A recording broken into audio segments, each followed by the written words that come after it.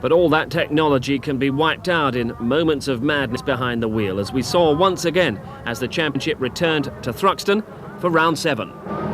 Straight into the lead, Alan McNish. Higgins is in second place, then it's David Brabham, Rydell, Paul Warwick, round Allard, up to the complex for the first time.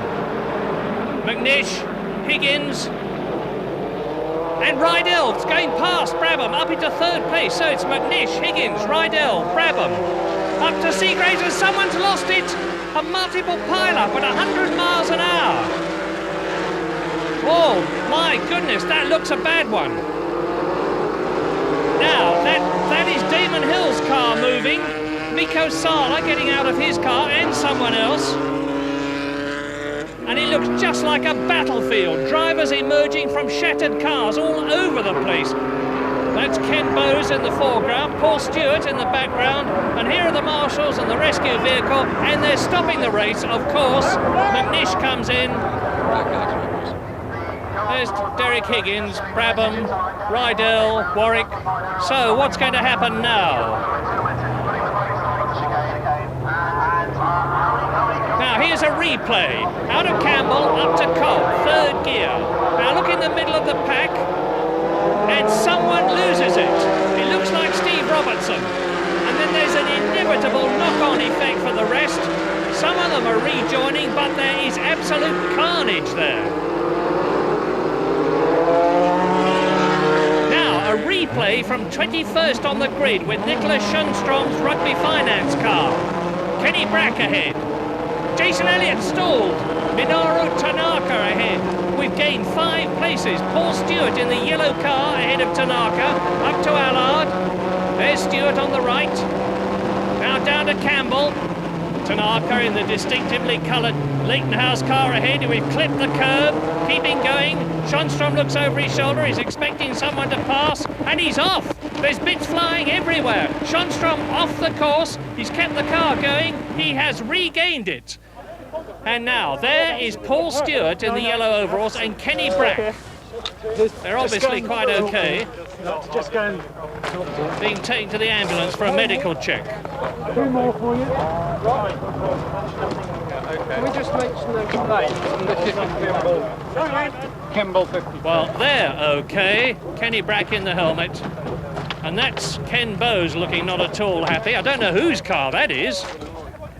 And this is where good marshalling and cool heads take the day. What are we actually doing? Are we moving the cars off altogether, or are we just moving them out of the way? I've got one that wants to move. Can we move this out? Well, this I think we've how many we're going to do.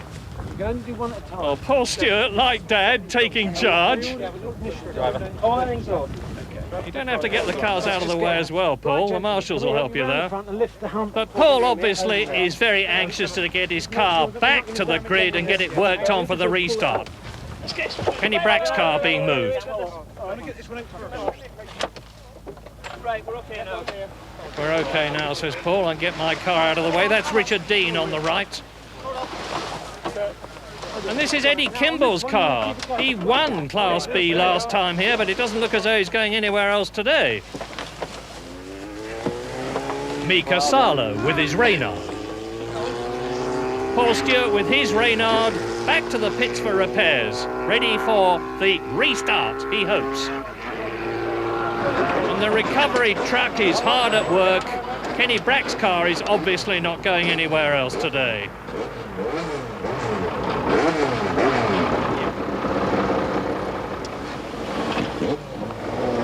Loading the broken pieces, Paul Stewart being towed back.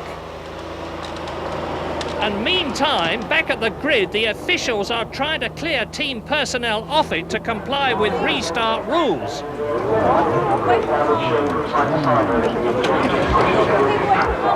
Back. All clear.